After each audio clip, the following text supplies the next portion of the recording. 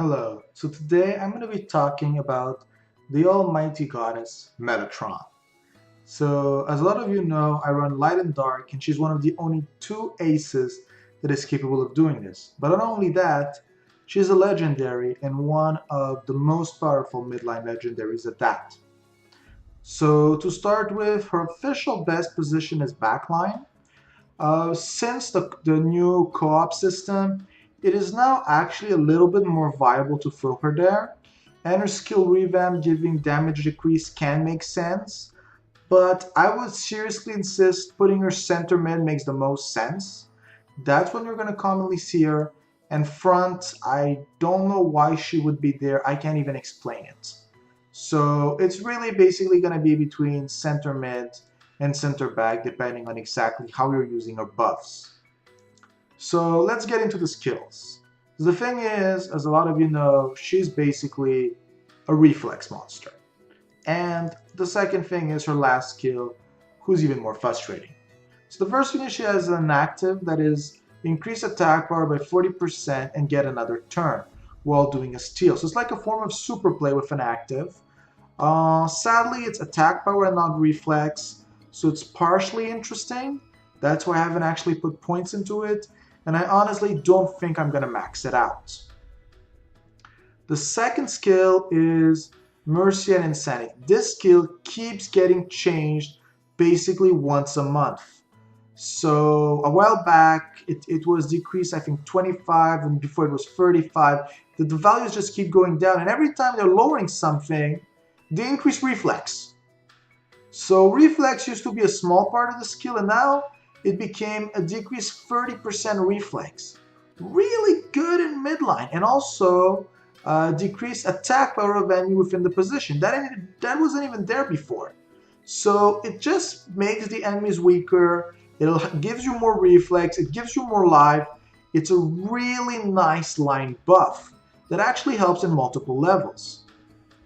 Now this is a skill who I would say is really dependent on your build and on the amount of life you have, because she's sometimes rarely going to use it. The idea is if she attacks enemy, it's going to decrease their action bar by 10% of an attack. It's the entire team, but still 10% is kind of low. I'm going to say for backline it's pretty great, but again, there's so many things that increase it.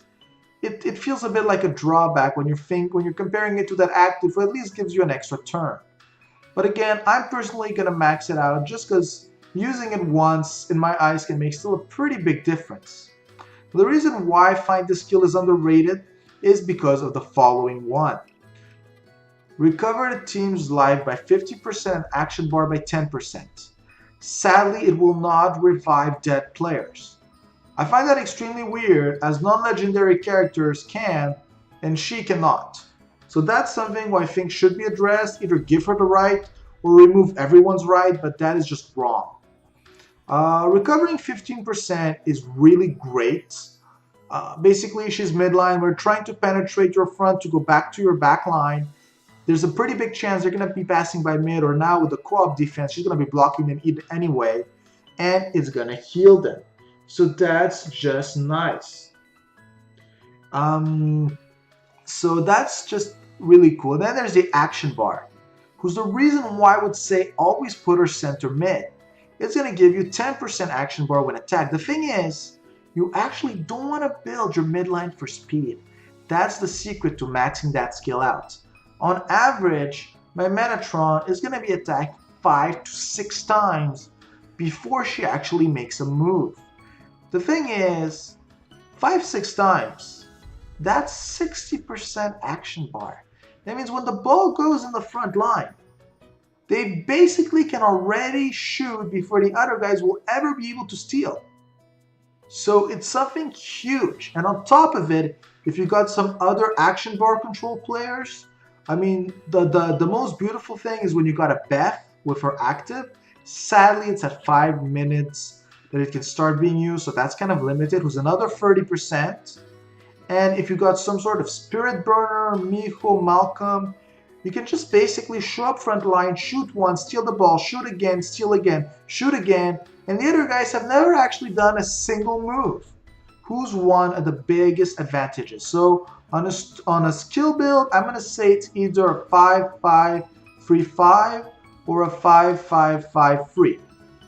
Well, just 5-5. You understand what I mean. This is the skill or this skill that you're not going to max out. So it's up to you. Now, on a stone level, this is a lot more complicated because I'm not on the ideal setup, so do not take me as a reference to start with. But what you're going to want to do when you're running a Metatron is have either a high resistance to truly max out her healing, or you're going to max out her reflex. So the difference is not that major, it's just going to be on the unique stone. So again, just forget the existence of this stone. It's because it has some huge defense buff, it has some height, it has some steal, it has some fast, some crit rate. Basically, she uses everything on it, and the actual penetration is not why I have it. So it's made a really resistance for a weird reason.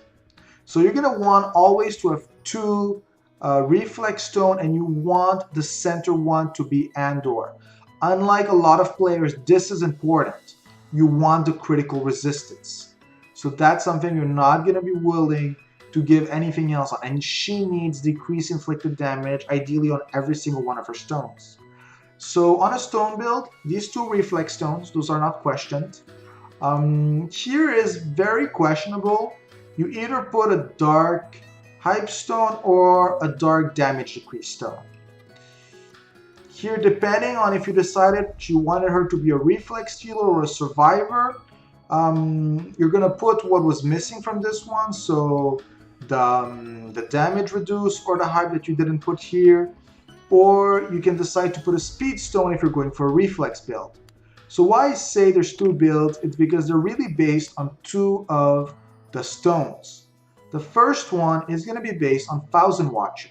So you want her to be slow, because not only is she going to recharge your entire team, not only is she going to heal them and herself, she's going to damage them more, and she's going to reflex them.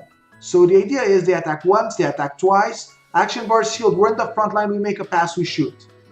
I'm personally not the greatest fan of this, because half the time she's going to be on low health after too few shots, and then she's going to be KO'd, and then you don't have a center mid, and then they just penetrate you again and again and again. So I personally am more towards the approach of the battalion. Decrease inflicted damage when you have the ball, and increase attack power when attacked. So that stats is there whatever stone you choose. So basically, you got to ask yourself, do you want a few percent extra reflex, because this stone will stop you from using a light reflex, or do you want a huge damage decrease that you're not going to be getting from these stones either way? So again, it's really a choice. If you really want to go to the ultimate reflex point, I mean, I've seen some 7,000-8,000 K reflex metas, so it is not a problem if you do that. It's just not viable in my eyes. But again, this is something based on your build. If you have a true reflex line, you can pull it off. So affection-wise, I find it extremely disappointing. Asakura, I don't know why I would use her. Latios or Oriel, those are extremely rare. I'm guessing he appears, but just because of her, people won't use him. And these are players you can't find, so once in a while you'll find her, and even then. And Affection Chain with Lucid is the only chain of value. Sadly, I run a Vonchi, so bye-bye Lucid. Actually, I never really stoned Lucid or took care of her, so I really don't feel bad. Metatron has some basic skins. A lot of people don't like her EE skin and are going to select to go back to the first one and the second one, so that's just a question of personal choice. Also, it helps you know what's going on because sometimes you get lost. So, the last really important part about her is her A skill. Increase attack power and hype of light and dark players. There is only her and Black Ivy who have such a skill who affects both those elements, so it can be extremely powerful. Mine is Sub-Zero, so this is going to be actually weak, but I'm just going to try to show you a little bit of gameplay using her. So here again, she is my ace, as majority of my team is light and dark, and I'm going to change it to a full light and dark when I finish subbing a bunch of new players. So I'm just gonna leave it up. I guess this is not the best example. They are too slow. Okay, I'm gonna... okay, well, the idea was there. Yeah, so again, like I said, she's really good when you try to get on lines where acting before the goalkeeper is important. You get one shot, if we're lucky maybe they'll penetrate so we can show the effects.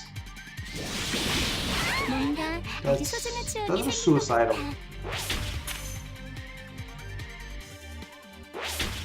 Again, as I was saying, even if they do penetrate me, they're not going to be able to pass the meta.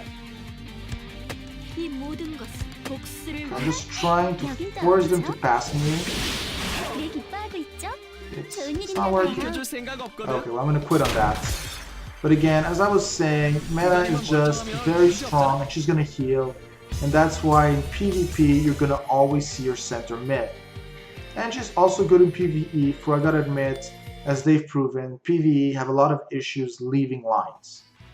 So I hope this has explained to a lot of players how to use Meta, and if you want to know the line she works the best with, I'm gonna vote for mainly something with a Duke, a Veronica, and maybe a Beft. All 4 players are really gonna max out the action bar and the reflex that they can achieve. So I hope this has helped you out understand how to use her.